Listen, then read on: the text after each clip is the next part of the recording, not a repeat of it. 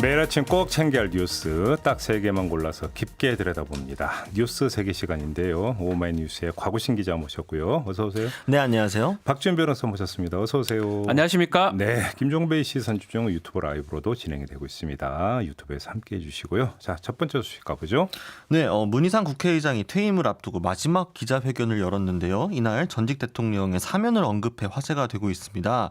문희상 의장은 전직 대통령에 대한 상당한 고민이 있어야 된다라고 하면서요. 네. 모든 지도자가 적폐청산으로 시작하지만 시종일관 그 얘기만 하면 정치 보복이라 말하는 세력이 늘어난다. 그러면 개혁 동력이 상실되니 주의해야 한다라고 이야기를 했습니다. 네. 그러면서 적기라고 생각한다. 타이밍을 놓치면 놓칠수록 논의가 확대되기 때문에 지금 타이밍이 적절하다라고 강조를 했는데요. 네. 사면을 겁내지 않아도 될 시간이 됐다라는 것이라고 설명을 했습니다. 네. 다만 이제 그걸 하라는 건 아니다라면서 그 판단은 역시 대통령이 해야 한다. 대통령의 고유 권한이라고 전제를 덧붙였습니다. 도대체 무슨 말인지 잘 모르겠는데. 모르겠네요. 아니 지금이 적기라면서요. 근데 또 그 하라는 얘기는 아니라면서요. 그러니까 이제 대통령의 고유 권한이니까 거기에 대해서 국회의장이 뭐 하라 마라 할 수 있는 건 아니잖아요. 아, 예. 그런 식으로 선긋기를 한 게 아닌가. 그래요. 근데 지금이 적기가 맞습니까? 아니요. 지금 사면 못합니다. 아직 판결이 선고가 안 됐어요. 하고 싶어도 못하는 거죠. 못해요. 네. 지금 7월 11일 날 선고가 잡혀 있는데 예. 그것도 뭐 또 대법원 딴 데 갈 수도 있는 거고. 박근혜 전 상고하면요. 대통령 얘기하는 거죠. 예. 사면을 뭐 하고 싶어도 형이 확정돼야지 그 이후에 할 수가 있는 겁니다. 예. 이명박 전 대통령 그 재판도 진행되고 있잖아요. 둘 다 진행 중입니다. 예. 이명박 대통령 불구속 상태로 재판받고 있고 예. 차이가 그 차이죠. 그러니까요. 그런데 어떻게 사면을 해요?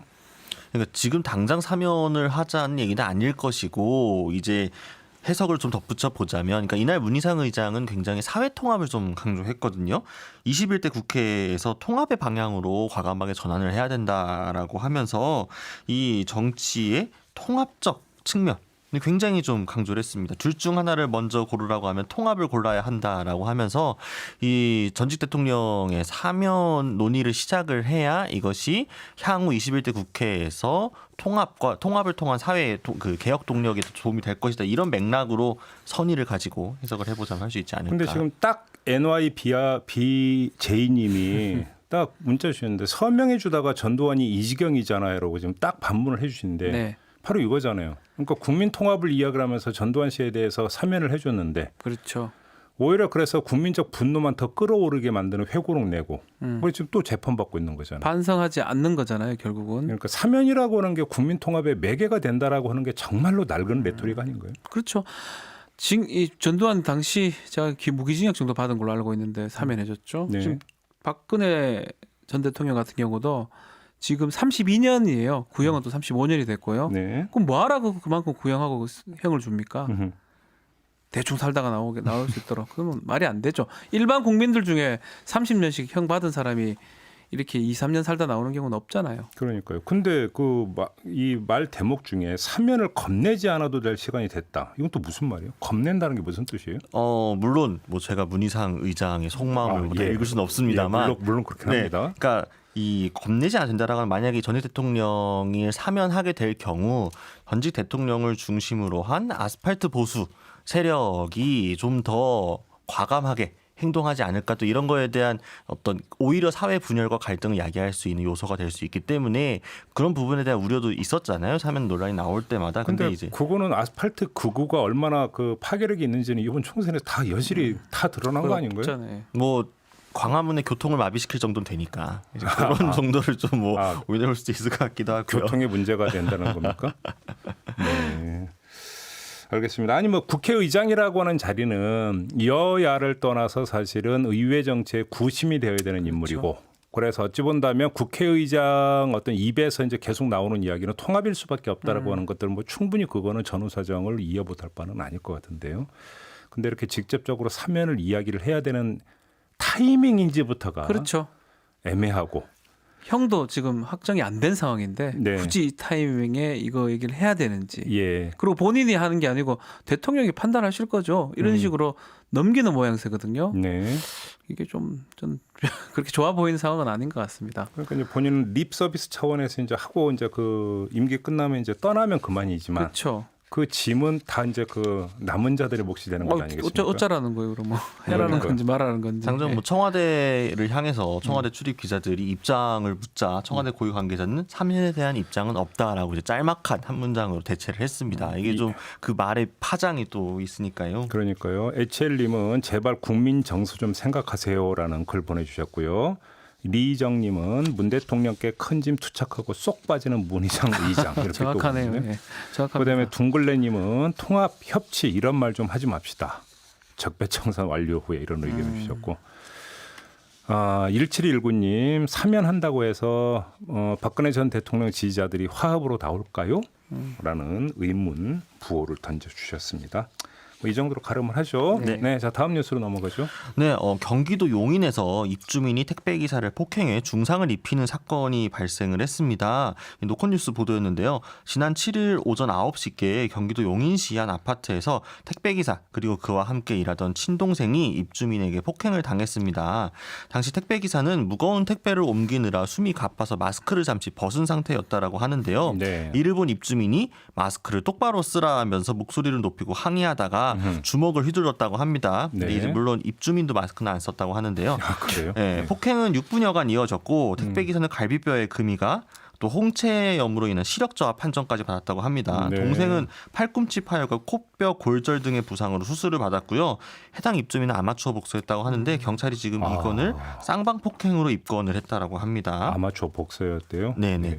그리고 경기도 부천에서도 60대 여성 아파트 관리 사무소장이 스스로 목숨을 끊는 사건이 발생했습니다. 유족들은 주민 갑질에 의한 것이라고 주장을 하고 있는데요. 네. 고인이 따로 유서를 남기지는 않았는데 이 고인의 업무 수첩에 공갈 협박죄, 배임 행위, 문서 손괴 이런 단어들이 쓰여 있다라고 합니다. 네. 또 잦은 비하 발언, 빈정됨, 여성 소장 비하 발언 등의 이런 말들도 적혀 있었다고 하는데요. 네. 아파트 한 주민은 아파트 온수배관 공사와 관련해 다툼이 있었다라고 이야기를 했고 유족들은 평소 아파트 관련 민원이 많아 고인이 업무상 스트레스를 많이 받았다라고 진술했습니다.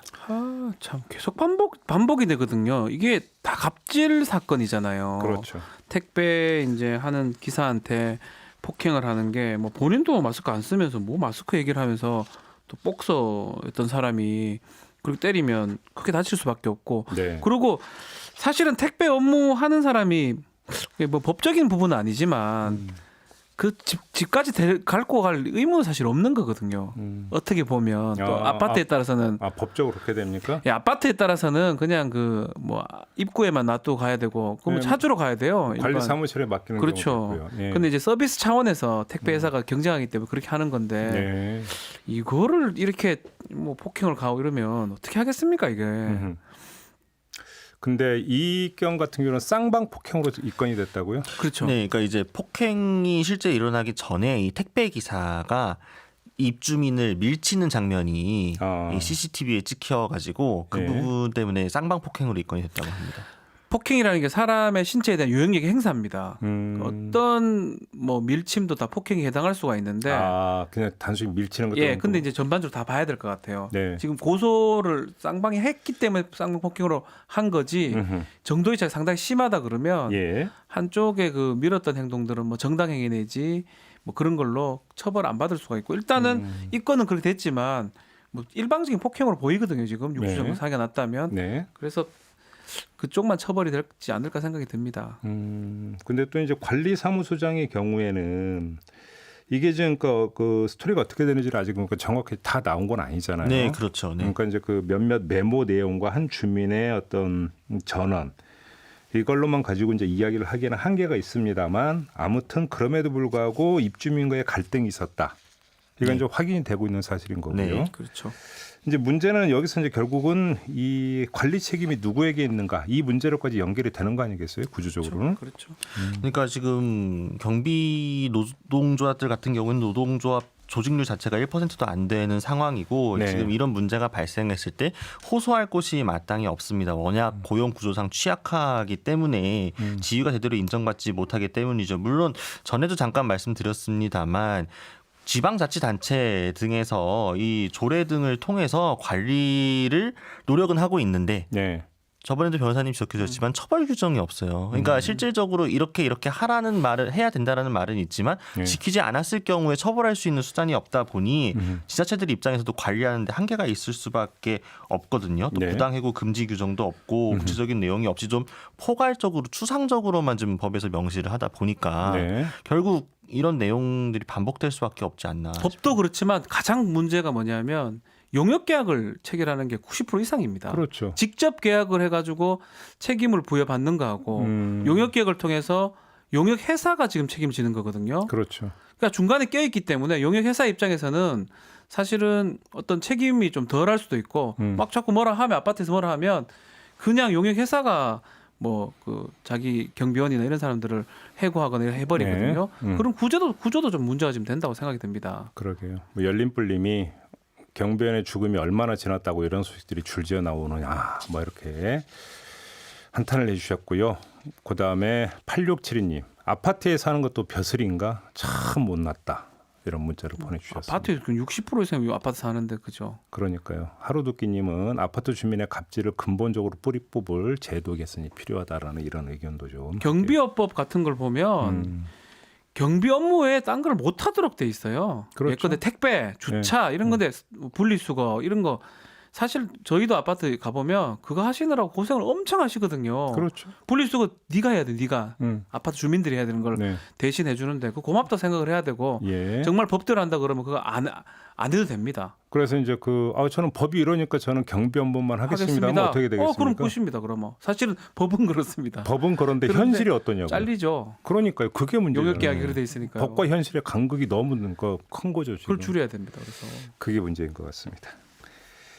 자, 다음 뉴스로 넘어가죠. 네, 부산 구치소의 독방에 있던 30대 재소자가 쓰러져 병원에 옮겨졌지만 숨지는 사건이 있었는데요. 네. 수감 32시간 만에 일어난 일이라고 합니다. 어이고. 해당 재소자는 3년 전부터 공황 장애를 앓고 있었고 작년 말부터 증상이 좀 심해졌다고 하는데요. 네. 수감되는 과정에서 이 병력을 밝히며 혼자 있고 싶다라고 말해 독방에 수감된 상태였습니다.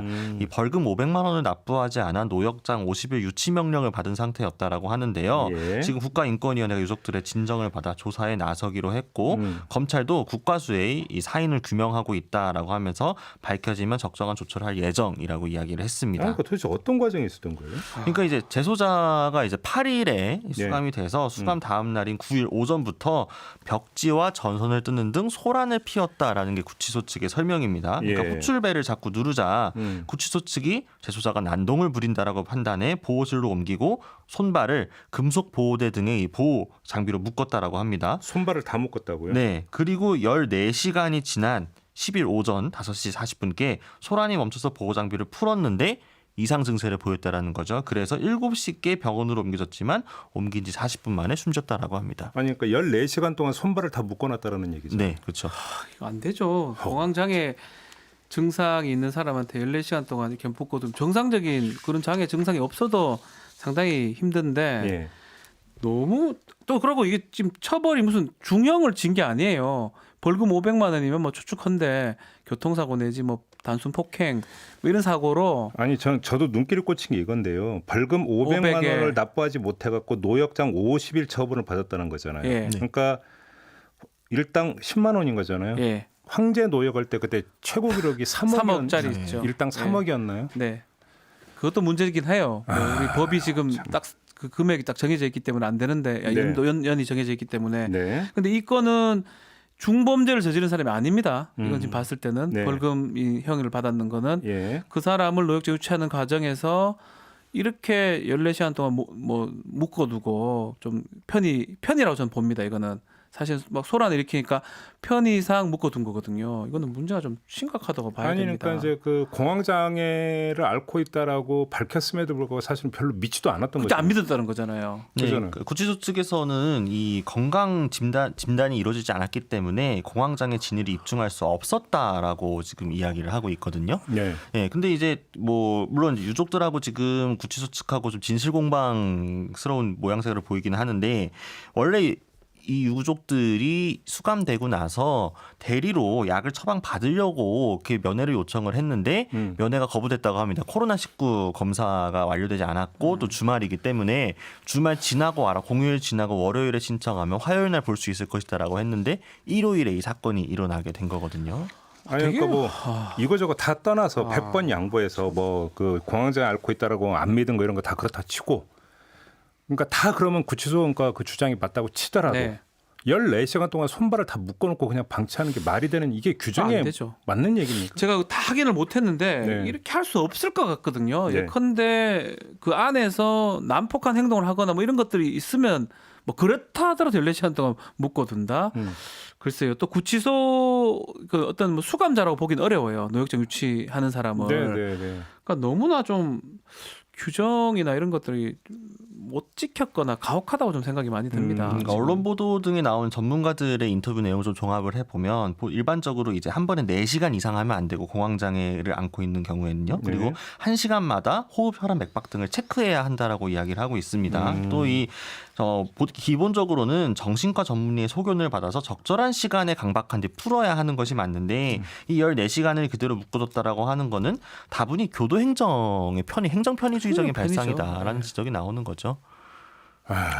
이게 얼마나 고통스럽겠습니까? 이게 상상도 못 하겠는데요. 이걸 어떻게 그걸 묶어둘 생각을 했으며. 그러니까요. 아니 뭐 좀 이게 좀 과한 얘기 같다가 지금 할까 말까 했는데 안 할 수가 없는데요. 동물 취급한 거고 뭐가 달라요? 그러니까요. 그런 거잖아요. 맞잖아요. 아니, 그러니까 용변은 어떻게 보고 네. 하다못해 네. 14시간 동안 손발을 다 묶어놓으면 묶어두면 뭐 어떻게 합니까? 분명히 공황장애 증세가 있다고 했는데 그런 것도 확인도 안 해보고. 네, 머릿속에서 떠오르는 영상이 있는데 이거는 있을 수가 없는 일이에요. 이거는 그렇지 않습니까? 지금 구치소 측에서는 유족들의 주장과 구체적인 사실관계가 조금 다르다라고 이야기를 했는데 그래서 정확히 뭐가 다른지는 아직까지 해명을 하지 않고 있고요. 네. 또 의료 지원 인력 등이 왜 없었느냐라는 이 지적에는 정보 공개 청구하라라는 식으로 답변을 했다고 해서 또 공분을 사고 있습니다. 특히나 지금 그러니까 5시 40분께에 풀었는데 왜 7시에야 병원으로 옮겨졌는지에 대해서도 지쳐서 쓰러져 잠이 들었던 것으로 이해를 했다라고 하고 있습니다. 아무튼 국가인권위원회가 조사에 나선 거죠. 네, 그렇습니다. 아무튼 진정을 받아서요. 네, 국가인권위원회에서 철저하게 조사를 해야 되고요. 문제가 조금이라도 있다면 거기에 대해서는 철퇴를 내려야 되는 조사도 그런 조사고 차후에 이런 걸 챙겨야 됩니다. 그러니까요. 정신병력이 있는 거 확인하고 그럼 상주를 시키든지요. 네. 그렇게 돼야 되지. 이렇게 하는 게 어디 있습니까 세상에. 알겠습니다. 오늘도 화나는 뉴스가 좀 많았네요. 네. 자, 이렇게 마무리하겠습니다. 곽우신 기자, 박지원 변호사 두 분과 함께했습니다. 고맙습니다. 감사합니다. 이슈의 핵심을 꿰뚫는 예리한 시선, 믿고 듣는 진품 시사, 김종배 시선 집중.